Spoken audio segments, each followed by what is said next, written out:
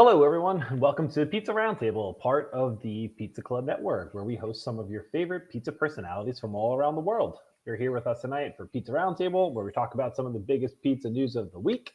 I'm your host tonight, Will Dumas, and I'm joined by my guest host, Jim Mumford. Jim is both a cookbook author and a writing contributor for the media publication Inside Hook. Jim, welcome as always. What's going on, man? Hey, well, good to see you, bud. You too, you too. We got some exciting articles to talk about tonight. I think why not? Let's kick things off first with an article by an author we may know. So let me share this one. This one is from Inside Hook. I can't believe it. Heard of that. How to make Italian American style Sicilian pizza. So, Jim, this is it's a good looking pizza. What do we think, man? Tell me all about this article and how it came to be. Yeah, absolutely. So I'm of Sicilian heritage, right? So this is the pizza I grew up with. I didn't know there was other pizza till I was a teenager. So what I did, this is literally my grandmother's recipe, and there are a ton of ways maybe to make Sicilian. This is how I learned to make mine. Very approachable pizza, not a lot of stretching, not a lot of thinly rolling. It's Mhm. very approachable. So really fun one to write, even more fun to taste and try out. But Sicilian, if you're new at pizza, kind of maybe on the fence about making your own, I think it's a perfect one to start with. I love it. So, I mean, tell us. I appreciate the background, a bit of an introduction to it too. I love when you kind of, the opening to us where it's kind of like, what comes to mind when you think pizza. Perfect start to it, Jim, because I think too, like all the time, it's always like, do I think New York slice as like the classic pizza, or do I think Right. like Chicago, right, as a baseline? So inherently for you, you automatically think Sicilian. But just wondering, where do you think most people fall? Do you think New York is like the de facto, like I think of pizza, or is it really dependent where you come from? I think it's New York. I think 99% of people would think of the big traditional triangle, right? The floppy slice, and Sure. maybe right. You might have a Chicago or a deep dish, but I think most people would think of that classic slice. And why shouldn't they? Right? That's the pie that kind of started it all, and it makes perfect sense. But the way I grew up, pizzas were a rectangle. They weren't a circle, and Sure. circle was the abnormal one. So, and it is funny, right? It depends where you grow up, who you grow up with. But for most people, I think it's the classic slice. But again, we all grow up different and have, and that's kind of the fun of pizza, right? Every Absolutely. slice you have is compared against the pizza you grew up with. Nope, I'm with you there. What I thought was interesting, I'd love to talk about just for a second, and then we'll talk about the recipe. So I'm intrigued to hear it. When you made a comparison in here too, I think a style that a lot of people are probably familiar with nowadays, which is kind of the uprising of Detroit, right, in Yeah. general. So I mean, distinctively, give us some highlights where we how Sicilian differentiates itself from Detroit, and I mean like essentially, I mean Sicilian's there first, right? So I mean that Yeah. is the OG from the square pies. I'll say that way. You're absolutely right. I mean, when with all the variants of the Sicilian Detroit, they're really similar. The difference is, right, a Detroit's going to have maybe a specific cheese with the cheese rim. It's going to have a little bit more cooked specific sauce. Other than that, right, they're basically a very similar pie. Sicilian would be probably a little more flat, Detroit a little more stout. Generally, Mm. though, with all the variants and all the people doing their own takes, the lines have been kind of blurred back from Sicilian turned into Detroit. And now they're kind of turning back. But you still have, the big, fluffy, crunchy, dough. You have the cheese on the bottom, sauces on the top. Those characteristics kind of carry on to both styles. So from that point, when you're kind of describing it quickly from a style perspective, we're looking for, and I think when we think Detroit, we're looking those crisp edges, right? For Mhm. the most part, coming out of it. I mean, we're looking for Sicilian. We're looking for more pillowy, soft chew, but not a crisp to it. I mean, how do we kind of describe the Yeah, differences I there? would say Sicilian's going to be more like a focaccia, right? Where there's a little Mhm. crisp, but it's not going to give you any resistance. It's going to be pillowy. It's going to be airy. A variant of the Sicilian, the grandma pie, is going to be a little bit more crisp, a little bit more crunchy, right? It's not as risen. So where Detroit, right, it's all about that crunch, the oil of the cheese in the pan, as it should be, right? So Sure. your Detroit's gonna have a lot more texture, especially on the corners, where Sicilian's gonna be little more pillowy, but a good one's still gonna give you a little bit of bite. So are you a corner or a middle guy for him? Of course, I'm a corner guy. I'm almost offended you ask about you, corner milk. I caught that reference, by the way. I slipped that. I slipped in a Sally I Slice's saw reference that. I saw into that. the article. My editor did not catch it. Thank God. So You know, tell you the truth, Detroit's I'm more corner for Sicilian. I kind of like a little more pie, so I'm kind of in the middle more so. I know I'm probably the one you actually want on your team to like. I'll take the oh, milk slice, but absolutely. If two of us will split a pie any day, I think that's a great match. All right. Let's talk a little bit about the recipe Sure. that you've got here. So quickly, I'll share it up here just so we can all see it as well. All right. So baseline, Jim, bread flour. Bread flour is a starting point. And any difference or variation if we go away from it? If can we sub in AP flour, or do we need to use something finer, or why bread flour?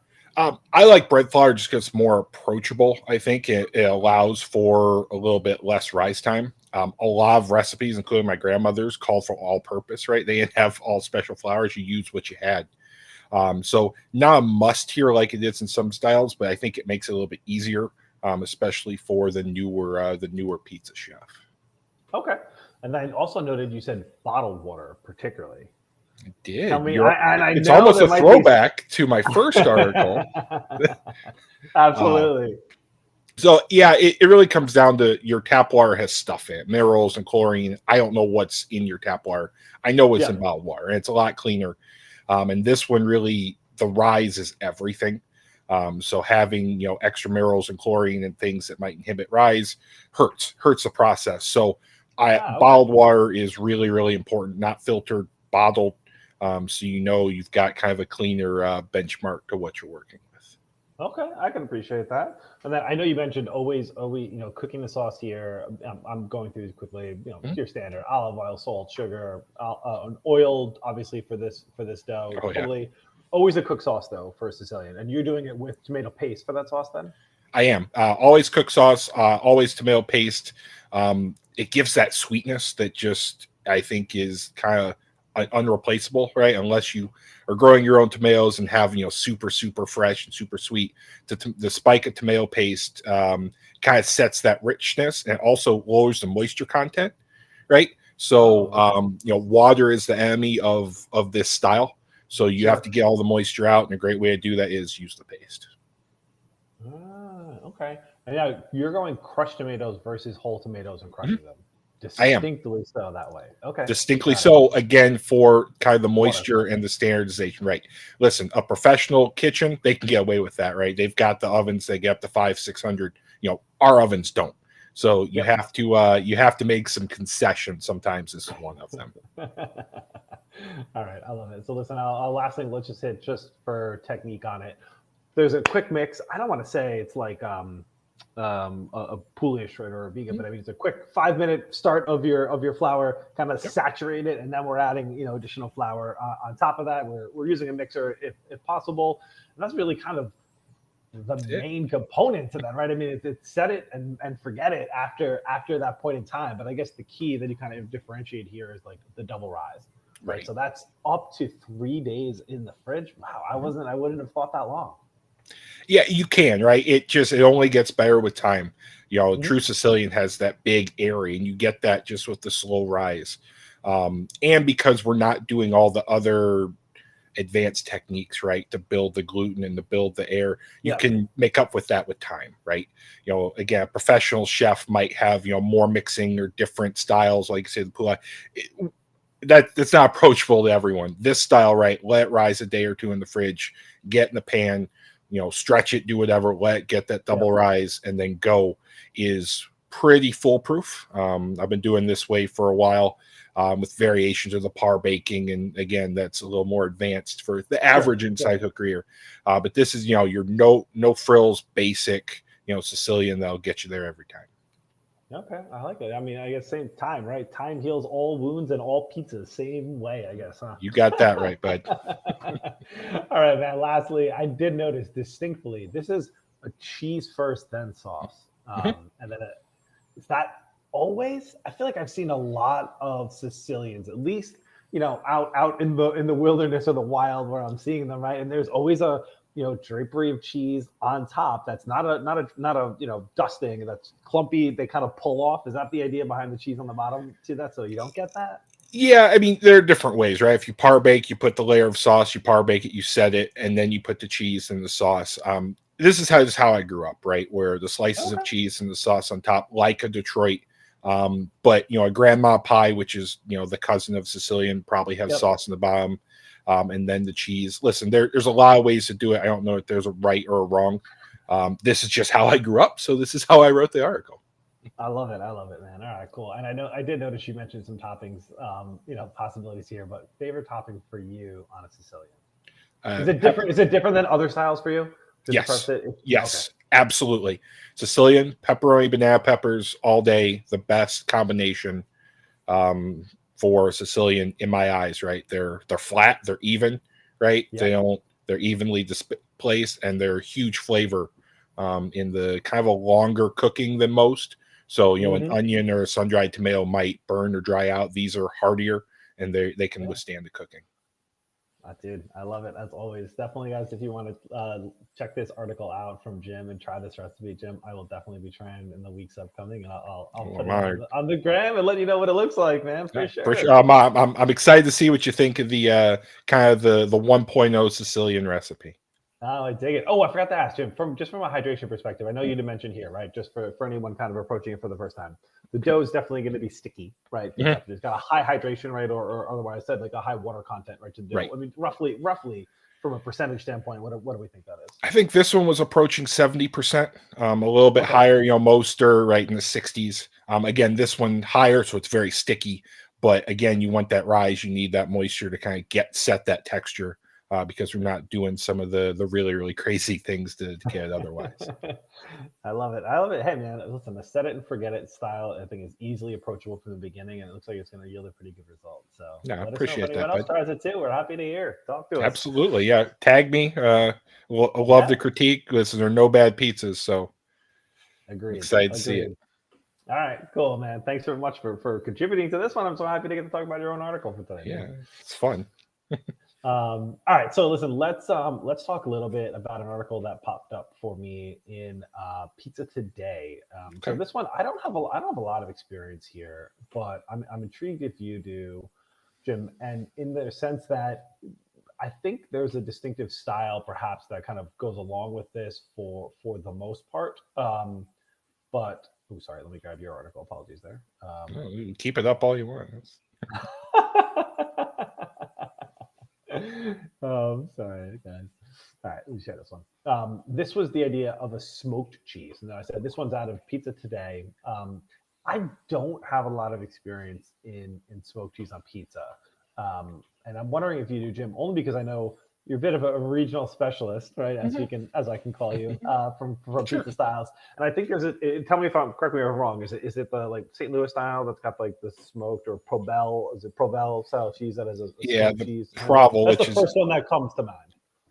Yeah, and St. Louis style, right, has that Provel. It's very processed, but some do use kind of a smoked cheese element. I've used smoked provolone. I've used smoked cheese. To me, I think it gets lost with all the flavors, right? I mean, think of all the complex flavors, and smoke is so subtle that has to be done very purposely. You're not just going to make your average pie with it. You need something where you really need to understand the smoke as an element and not overwhelm it. But smoking cheese is, as the article says, is very difficult to do. It has to be a cold smoke. Obviously, it gets hot, then you melt the cheese and you change the proteins. So smoking cheese is difficult and honestly a little expensive. Yeah. But I've used smoked provolone. I've used that almost kind of like a finish, right? Again, because when you heat it, you lose some of those elements. I would just kind of think, I would wonder if there's the style in Ohio that has the cold grated cheese on top that's not cooked. Yeah. I think smoked cheese would be wonderful in that, right? Give it a chance to kind of shine. And you melt it and you heat it, it changes a lot of those smoky characteristics. So I would wonder if any of I think it's Old Forge, any of them, or Ohio Valley, any of those pizza places use smoked cheese. If you're watching, try it. because I think that would actually be really interesting and really good. Yeah, that's kind of a cool idea to do the smoked cheese at the end. And I agree, I'm with you. Like just like anything smoked, right? Like you think about it, a little goes a long way. And I think the Mhm. article here they also reference that away in general, right? Like there's a distinctive smoke flavor to it, and that can easily become overwhelming if you're too long. But in the Right. same breath, if you're not actually putting enough, then it's not there, It right? So dies. like actually finding a balance seems to be like a really tough thing to use, especially with this approach where there's a lot of other flavors potentially going on that pie. Because I don't think you would just be. Well, give me your thoughts too. I wouldn't just be like to me a plain pie with the smoked cheese. It would seem like you'd have to kind of build some other toppings or ingredients around that inherently as well. It would have to be the right pie, right? You'd want to have something that's Yeah. grilled or charred, right, to complement. Because again, right, if you just put smoked cheese on a normal, Neapolitan, I think it'd be out of place, right? It needs something to sing against, some sweetness, something super Yep. savory, just like you would barbecue, right? You think of a sweet and savory barbecue sauce on ribs, you'd want to emulate those flavors in your pie. Yep. Yeah, that's exactly kind of what I was thinking about that from a barbecue perspective, right? Kind of trying to balancing what that looks like. So, all right. I mean, I'm gonna have to try it. Maybe if anyone else hears any thoughts on the smoked cheese, I'm happy to talk about it. Smoked mozzarella is probably one of the only other ones that I've had some. I don't know, like I've been around and have tried it. Not my jam per se, but Yeah, it's funky, right? It's not a normal smoke like you would on meat, right? It's got a very distinct, no. almost acrid flavor, right? That again Hmm. has to be really carefully balanced. I've never had it perfect, but I'm curious. Yeah. They say if anyone nails it, I'd love to hear what you did. Yeah, I was gonna say for like smoked mozzarellas I'd always tried, it felt kind of dense or heavy as opposed to like the kind of watery texture that you're normally or lighter texture that you're getting from really nice mozzarella. But Right. all right, whatever. We'll see. All right, if anyone else tries it, I'm happy to see you guys. Cool. Let's talk about some upcoming changes potentially to the pizza marketplace. And this one is coming out of Axios, Mhm. talking about Whole Foods. So I mean, I'm chatting about it because they particularly reference the idea of an apprenticeship, which I think is kind of cool for the It's industry, really but cool. in general, kind of a lost art at sometimes, right? For coming in. So this one, like I said, out of Axios. Pizza Making Anyone, Whole Foods aims to revive culinary apprenticeships. So essentially, butchery, cheesemongering, cake decorating, and soon pizza making. Whole Foods Markets is reviving the flagging art of culinary apprenticeships. Why it matters in the era of labor shortages, apprenticeships are a proven workforce training model that inspires employee loyalty and drives customer satisfaction. So the news here, though, out of Whole Foods, the next two apprenticeships, pizza making and produce specialists, will be followed by fishmongering. These are paid, learn on the job positions, typically with no experience required. So, I don't know, Jim, on that point, if I could just like walk into Whole Foods and be like, hey, make me a pizza maker and pay me, it sounds kind of cool. Give me your thoughts on what Whole Foods is doing and the idea of apprenticeships, particularly pizza Yeah. in general. Yeah, I love it, right? Pizza making is an art, right? And it takes time, but it also takes some skill. And there are some classes you can take. I know the Culinary Institute around Chicago offers them, but to have truly offer the apprenticeship, I think is wonderful. My grandfather ran a grocery store, and he would training butchers and training fishmongers, right, was something that you had to do because you Yeah. can't just walk off the street. But culinary degrees kind of overkill. So how do you find that happy medium? I love it, and hats off to them. Teaching people artisan skills, which again I feel like kind of fell off the radar, right? Yeah. A lot of ways for a lot of years. Um, so good for them to bring it back. I think pizza is a great one where people can really make really good careers, starting with pizza, but understanding baking and intricacies of breads, right? There's more than just one thing they can Yeah. do. So I love it, and hats off to them. That's awesome. I'm glad you mentioned baking because I think it's one of those things sometimes people kind of overlook or think about. But I mean, listen, pizza to me is a baked product, and Mhm. baking is such a major part of it. Science is if you're getting to the higher echelon of pizza making, science is relative. It's not just throwing things together, right? We're very distinctive in what you're using from percentages, just like a Right. baker would. So it's always a Absolutely, multiplier. right. And it's also a combination of baking, right, pastry skills and savory skills. Hmm. So again, I think it's a great skill to learn that you can go into savory, you can go into pastry. It's a good springboard, and maybe test the waters if you want to kind of advance your career. Yeah. Cool. I'm with you. All right, let's keep it moving. This one, I think I have a good feeling you're gonna have some thoughts on it. In that I've definitely tried using this ingredient before, but I'm intrigued to see it coming back maybe more because I think it's an interesting pairing that's always talked about, right? So this one out of Nation's Restaurant News, NRN, pizza and beer come together in a single menu item. A growing number of restaurant operators are merging the beloved pairing into pies. So first, I'll start off, Jim. In general, have you ever made a beer pie? I have a feeling I know the answer to this question, but tell me about it. You know the answer I have. So yeah, I do have a recipe that does use beer in pizza dough. It's wonderful. It kind of gives a sourdough flavor. It changes how the yeast comes together. The sugars caramelize. It's one of my go-tos. I absolutely love it.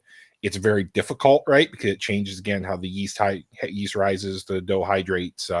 But I absolutely love doing it. I love that people are kind of experimenting with the different beers to get the flavor profiles. So all for it. Yeah, that's the thing I think is a bit of a nuance to it. I know people always think, oh, kind of using beer or wine as an ingredient in general in recipes are kind of just like, oh, put her in there. But I think it's really important that like they're distinctive flavors that are actually going to come through. I think it's one of those things Right. people hear about and they're like, oh, sure, the flavor will come through. But no, it really does, particularly, right? Oh Depending yeah. upon the profile of what you're using there.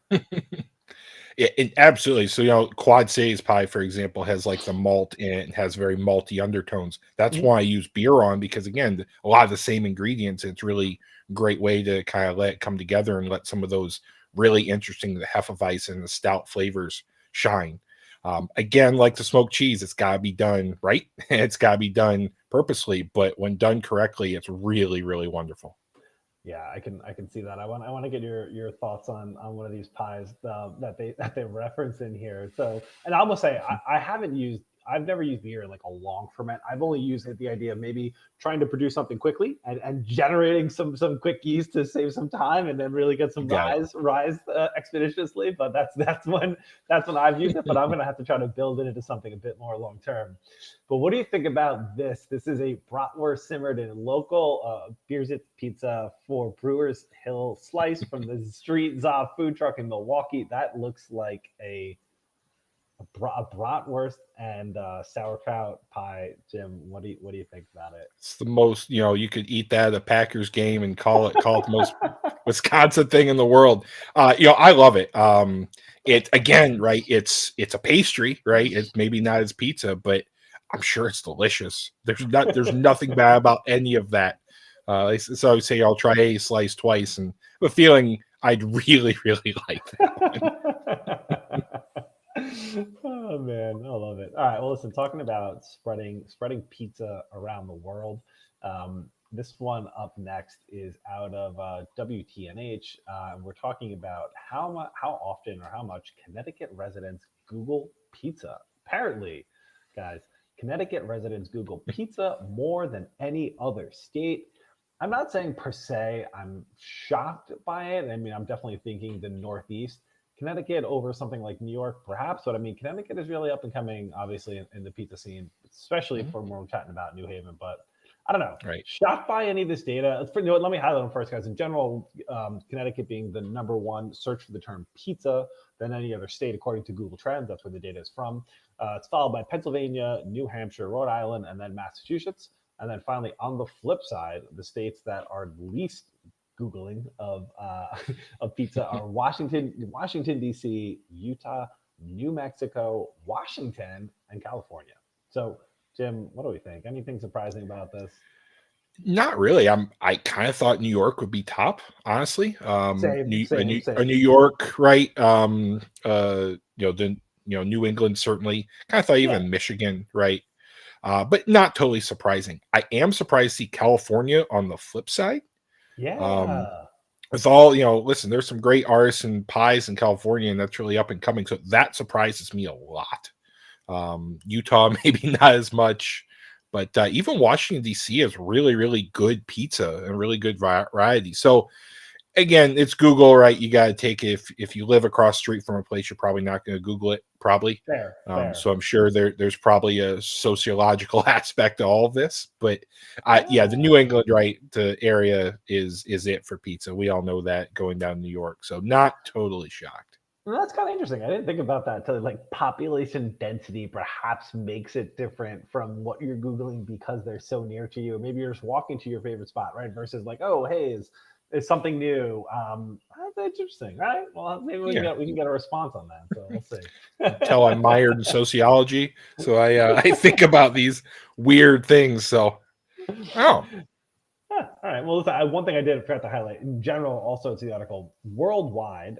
However, it is a U.S. territory that Google's pizza more than anything else. That top spot goes to Puerto Rico. Absolutely was not expecting that, and then followed by the U.S. After that. Puerto Rico, I was not thinking on the top Google search from external from everywhere. Like, wow, that one I was shocked on. I probably get more page views on my site about pizza from Puerto Rico than the rest of the world combined. I don't know why. This backs it up, and it's kind of interesting to hear. But I don't know if there just isn't a lot of pizza there, so people make it themselves. It's not a restaurant thing. But tons of traffic from Puerto Rico about pizza, just pizza, nothing else. You know, like anything else I do. But yeah, pizza. So again, I'm sure there's a reason there, but yeah, Puerto Rico. That's so interesting. We're going to dig more into this. I want to understand why. What's the deal? I mean, is there a distinctive like Puerto Rican pizza style or pizza or questions that you get in any way to kind of give you some thoughts on like what are people making there the most, or anything you can take away? It's the Brooklyn style is what most people look at. So just you kind of a standard, right? The pizza you think about when you think about pizza. It's not any other regional varieties, but just the standard New York pie. I would say most of my traffic, and I don't know if they don't have pizza restaurants there. You know, it's more home-based cook. I don't know. But yeah, it shocked me the first time. Like, I must have one really ambitious fan down there or something. So really interesting to see this article. Dude, that's crazy. All right, interesting, man. All right, well, listen, let's talk a little bit because Jim, I think you live in snowy regions as I once did. An interesting article or promotion, any way you want to describe it. I mean, it's just another Domino's offering that is just out there. This one I picked this one up. This was all over. I picked this one up from my Journal Courier. Domino's offering plow grants so customers can get their pizza in the winter. I mean, what are they possibly going to think of next, guys? In general, Domino's is awarding $500,000 in grants for snow plowing so that carryout customers can have access to hot pizza even on the coldest and snowiest days. So in general, the promotion works as follows. Customers can nominate up to 20 cities to get up to $25,000 in snow plowing grants. Visit the website Plowing for Pizza to submit the zip code of their hometown for a grant. The nomination ends on the 21st. Apparently, this is going to be going on like a rolling basis so that like people can actually get awarded this money during the winter when we're going to get snow. So, I mean, what do you think about this, man? I would like to shake the hand of the person who's in charge of marketing at Domino's because every week we talk about something new. I'm like, all right, that's pretty funny. It's cool. It's probably a tax write-off form that they can, pose as marketing. So good for them. And hey, right. I mean, snow plowing here. I live in Michigan. It's a big deal, right? I mean, people make their careers off it. So I'm sure every little bit helps. And again, kudos to Domino's for coming up with tax write-off ways to promote themselves. Absolutely. I'm sharing the site here quickly. The snow plowing site. I mean, it's pretty interactive. Like you can nominate, simple as that, zip code that you're looking for, and you can get out there and get a plowing grant. It's pretty cool. And it looks like, to be honest, you don't even have to opt in for the marketing email. So I'm interested in that. Maybe they really are just giving it away here. Maybe. I nominated, Kalamazoo, Michigan. Why not, right? I mean, a little bit to keep the roads safer. It's interesting. It's altruistic. It's marketing. It checks all the boxes. And listen, they might not be my favorite pizza, but they're my favorite pizza company, right? Yeah, just all the it's hard to marketing. We always say, like, at least I always do here, we, like, as you said, right, we're constantly seeing articles and things coming out, but I mean, like, they're catchy, they're interesting, they're innovative, they get people to talk about them, and like, why not? I mean, like, literally sign up your zip code and put an email address and see if you guys can get pizza. If you're a small town, like, this could actually be pretty cool, man. Yeah. Right. I mean, that directly, goes back to the community, right? It's not something where it's right, it's going to people. So it's interesting. I like it. And again, it makes the road safer, it makes pizza easier. Why not? Good for them. But I like Yeah. this one a lot. Yeah, this one was good. I actually feel good about this one. All right, let's talk a little bit about this one from 9 to 5 Toys. We're getting a lot of articles coming out for end of the year talking about like what ovens to buy in general, right? And what's hot to get, what's new to do. This one I wasn't that familiar with, but I want to get your kind of thoughts on it. This one is Chefsman's indoor pizza oven offers 6 options of pizza styles at an all-time low of 350. This one just came out the other day. Looks like in general the oven itself is an indoor style oven from 300 to 800 degrees, and there's I think 6 distinctive settings that they have for per pizza style. So there's like a Neapolitan setting, a New York setting, so on and so forth. So in general, I'm interested, Jim. What are your thoughts? Just first glance at the oven, but just also on the same idea of like the growing popularity very quickly of these really high temp indoor pizza ovens coming to market. I mean, I love it, right? We've talked before that they're great for everything besides pizza, right? Veggies and meats. And so, I like it. It looks like it's a good size. It looks like it's a good price. I don't have one. I don't know the heft. I don't know how quick it heats up or Of course. any of the specs on it. But listen, you really can't go wrong. And, I would bet, what the air fryer was 5-10 years ago, the indoor pizza oven is going to become just with versatility, especially if I was in college again, I'd have one, right? You cook anything on it, reheat it. And so, yeah, I love it. And, so the price looks right. And at this point, it's not if, it's what, right? And you shop Yeah. and get the right model. And this might be it for some people. Yeah, no, that's fair. That's fair. It's certainly one of the things I'm interested in. I love the outdoor oven, but sometimes it gets to be like too hot or it's too cold, and like the convenience of having it indoor, being able to turn on real quick, not have to like move it, right, like set it up outside. Right. You can literally leave it on your countertop and be able to generate that high heat. Like it's pretty intriguing. I'm gonna say I'm looking forward to maybe spending time with a friend or two that might has a Volt, so I can try it out and get a good feel for it. That's probably the next step I'm going for. But Come on over, bud. No, you nailed it, right? Because outdoor, especially like I live in Michigan, right, where yeah, high winds and snows can really, really affect things, and it gets you don't really do it in garage. So, yeah, that my indoor model slowly is becoming my go to, especially they're bigger and not they've made ways to make them safe, right? yeah. And safe to touch, especially with young kids. They're kind of no brainers. All right, listen, I want to get your thoughts on the next pizza. I'm not going to say anything about it. I'm just going to throw up the image, and I'm intrigued to get your thoughts on it. What do we think about this pie? Oh, come on, load, no. I think that's a salad. Again, I'm not a pizza expert, Will, but I'm pretty sure that's a lovely looking chef salad. No, Jim, it is not. It is a easy pizza salad from the Recipe Critic. This fresh and hearty pizza salad has all of the delicious flavors of a classic pizza, but without the crust. The healthier, low-carb version of a slice of pepperoni pizza, fresh out the box, is loaded with delicious ingredients that will make you come back for more. So, we're always talking about pizza adjacent items, right? And so, I Yeah. mean, this one definitively to me is not pizza.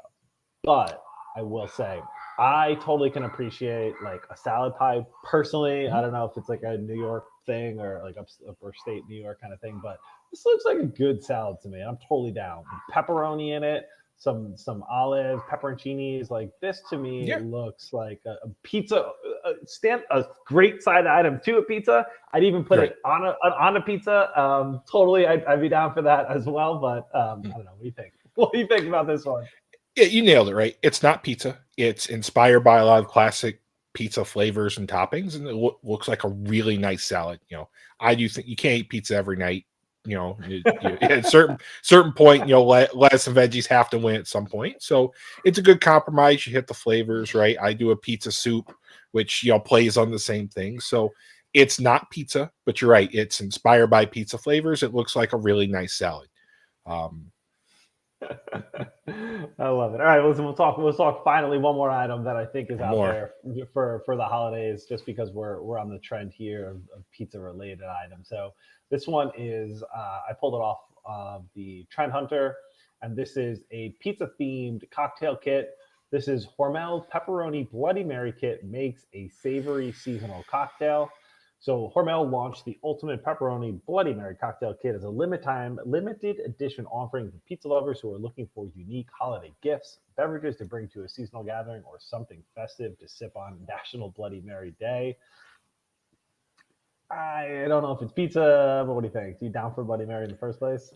Yeah, I'm in the right saying, right? I think it has to be a Sunday morning over brunch about 10:30. I'm there.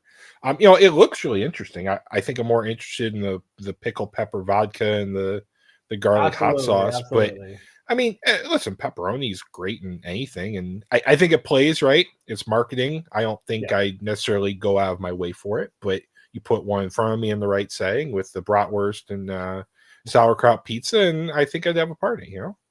Yeah, I'm down to try it. I mean, it's interesting, especially a release from Hormel, so perhaps just a way to kind of increase their appeal out there and tell cross promote to something else is interesting. I personally haven't seen like a Bloody Mary kit. I feel like it's a good idea people do take. Although I feel a lot of holiday gatherings are a little bit later, perhaps than like a brunch or morning time. So I don't know, but I guess I'd try it.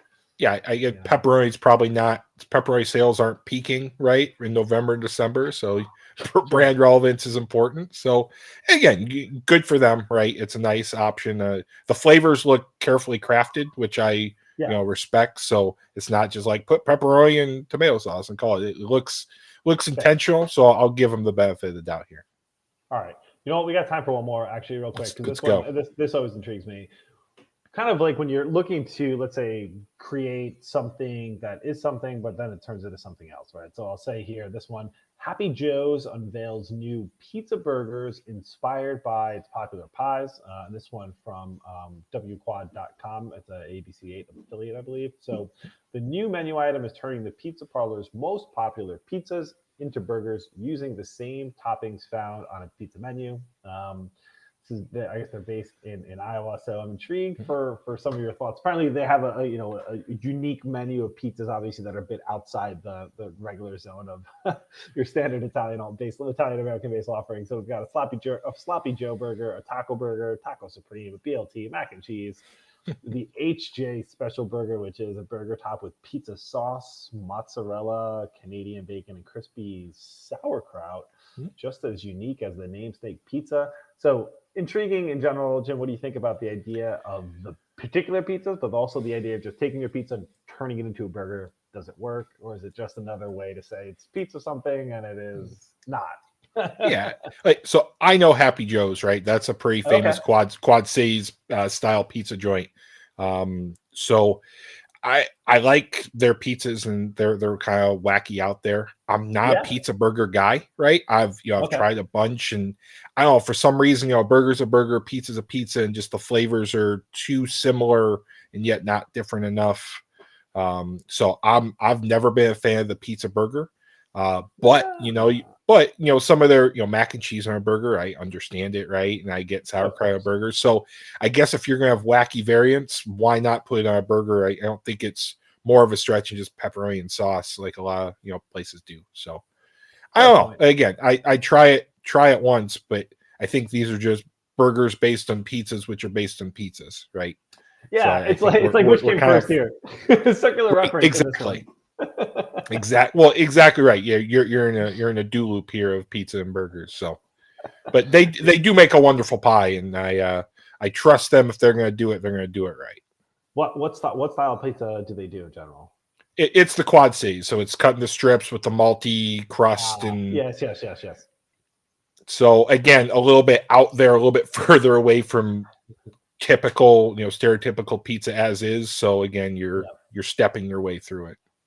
All right, cool. Yeah, I'm also I don't go the pizza burger route, and personally, it's like I'm just there's so many unique items to put on it to make a burger out of or Right. do. So I don't need a pizza burger. But hey, listen, if they're good, I'll try one again. I'm with you there, right? But I'm not seeking it out. I'll You put it got that it. way. You got All it. right, cool.